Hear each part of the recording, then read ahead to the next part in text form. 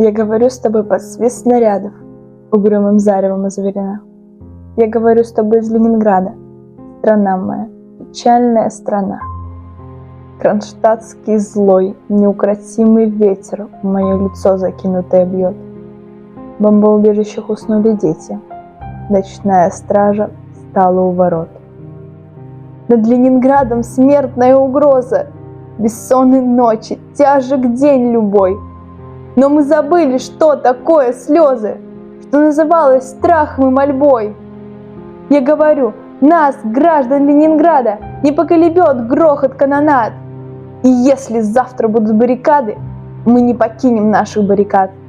И женщины с бойцами встанут рядом, и дети нам патроны принесут. И над всеми нами зацветет старинные знамена Петрограда. Руками сжав обугленное сердце, такое обещание даю. Я, гражданка, мать красноармейцева, погибшего под стрельбой в бою. Мы будем драться с беззаветной силой. Мы одолеем бешеных зверей.